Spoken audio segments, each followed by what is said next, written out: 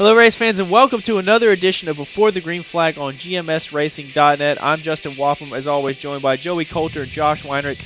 And this week, the NASCAR Cape World Truck Series teams and ARCA teams for GMS are back in action, with the trucks heading to Iowa and the ARCA team heading to Chicagoland Speedway.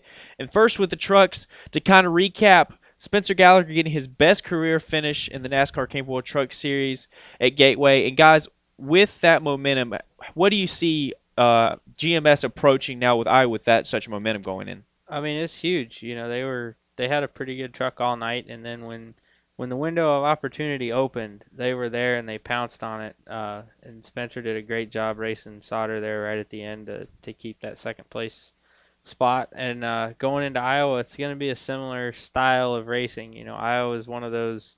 It's kind of an odd size. It's not a mile. It's bigger than 3/4 of a mile, and it acts like an intermediate track, but it races like a short track, kind of the way Gateway does. So Spencer and those guys are going to have a lot of momentum.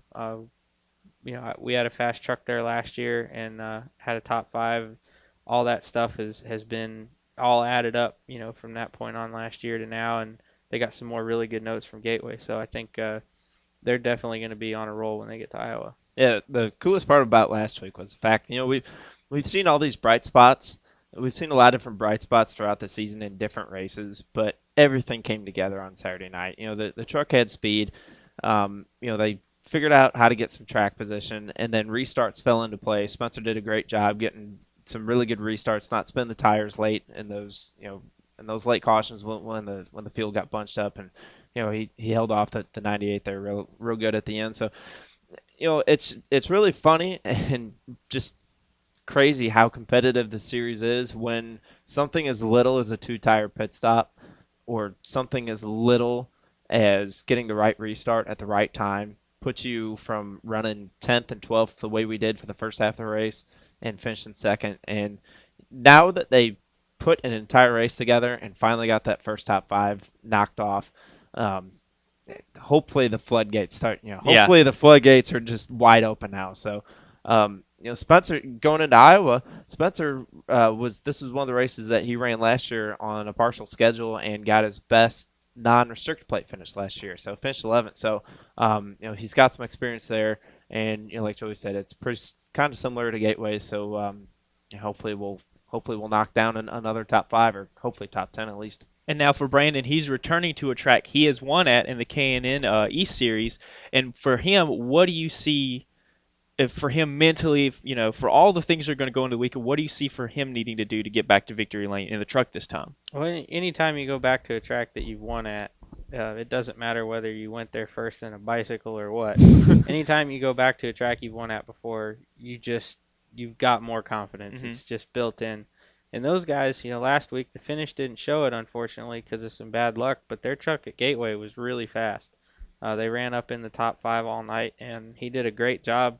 He got back on the lead lap with 12 laps to go, I think, and drove all the way through the field and got back to 12th. So they've got momentum as far as speed is concerned. And again, him having a win at that track, he's going to have that extra little bit of confidence. So it's adding up to be one of those weekends where both trucks have a great shot of both being in the top 3.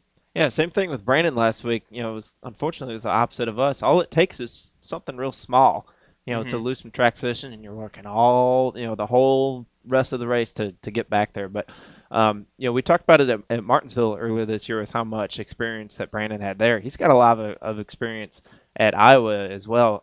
He ran the truck race 2 years ago. You know, he's got some K&N starts under his belt. So this is one of the places where he has the most experience on the Truck Series schedule. So, I mean, they keep getting quicker every single week, it seems like. It's just, you know, unfortunately the box score is not really agreeing with that statement, but hopefully, you know, like we did with the 23 group last week, hopefully the 33 guys can put it all together and, you know, wind up their top 5. And it's a track that these guys, almost every driver loves going to. So that should also help play into the whole equation of this weekend. And we were able to catch up with Jeff Stankiewicz and Shane Huffman, the crew chiefs of the 23 and the 33 team, to kind of get their take of how they're approaching this weekend's race. Yeah, we're starting with a completely different setup than what we had last year with Joey. We're going to work on it for a little while in the first part of practice, and then we do have what we raced last year worked in, so we will switch to it if we need to. The big thing about Iowa is it has such rough winters and gets so cold that the track's getting really bumpy. You know, Brandon Jones, he just ran the nationwide race there. He said the bumps are getting really bad. There's more bumps forming, so it's just things we got to work in with our shock packages and our spring packages. So I think from what we had last year, it's going to be a completely different racetrack. And plus, it's a new right side tire as well, so everything's going to be different.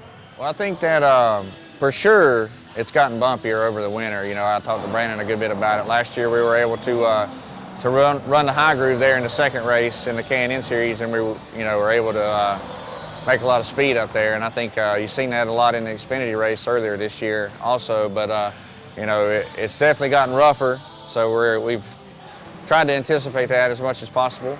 But at the same time, we've tried to build in some of the same things that were successful for us, Brandon and myself, last year in the K&N car. So not to get too far off the base.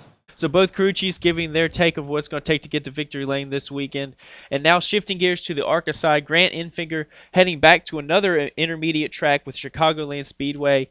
And kind of guys now he's kind of got this momentum going back on his side. A little bit of hiccup last week, but what do you see from the ARCA GMS team going on this weekend at Chicagoland? Well, I mean, the theme right now, again, is momentum. All three of our teams have put together a lot of speed. Grant especially, Michigan was either going to be another win or a second. The car had a ton of speed all day long, and Grant was doing a great job with it, and they just had their little hiccup. So I think Chicago is, it's an intermediate track that they've run good at before. Grant's run good there before. And I think it's just a matter of time before he gets back to victory lane. I think this weekend's just as good a shot as any for sure. Yeah, I wouldn't want to be in a position of not having speed and getting finishes. I feel pretty confident in those guys that, they had their hiccup last week, but they're right there. They led some laps. They're running up front. It's just same thing, It's just getting the circumstances laid out. Mm-hmm.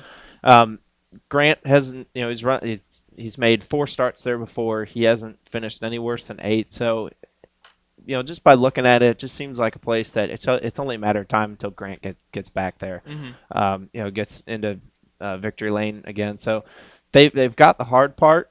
They've got the performance. Yeah. It's just having everything matching up for them. So yeah. These last 2 weeks have been the first downforce intermediate high speed places, and they've cars look really good. So it seems like nowadays that if you have speed on the intermediates or at any particular style of racetrack, you're going to continue that speed. Everything seems relatively transferable. So I'll be excited to watch. It's always Chicago's always interesting with how much tire fall off there is. Mm-hmm. And a couple of years ago, there was some fuel mileage stuff playing out in the ARCA race. So there's plenty of stuff to watch here this weekend.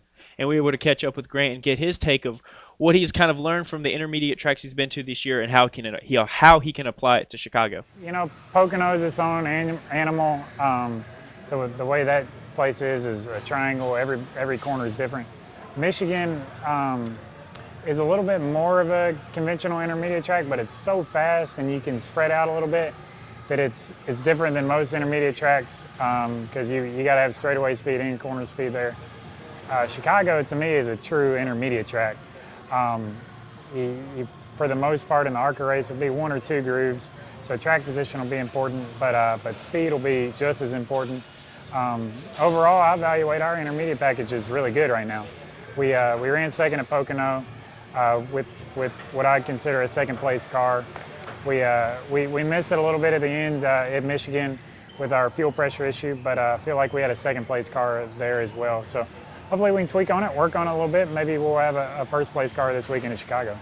So a lot of action on tap this weekend for both GMS teams. And guys, any final thoughts for going into the weekend? It's gonna be fun. Iowa's always a great place to go. It's I've always called it the field of dreams. It's out in the middle of nowhere, but it's an awesome racetrack. It's the perfect size. It's so much fun from a driver's standpoint, and it's just getting better with age. You know what I mean? Mm-hmm. It's the racing seems to get better every year, no matter what they put on that racetrack. So on that side, it's going to be great. Again, Grant and all their momentum and the ARCA stuff, headed to Chicago. I think again, it's just a matter of time before they're back in victory lane. Iowa's like the perfect stock car track.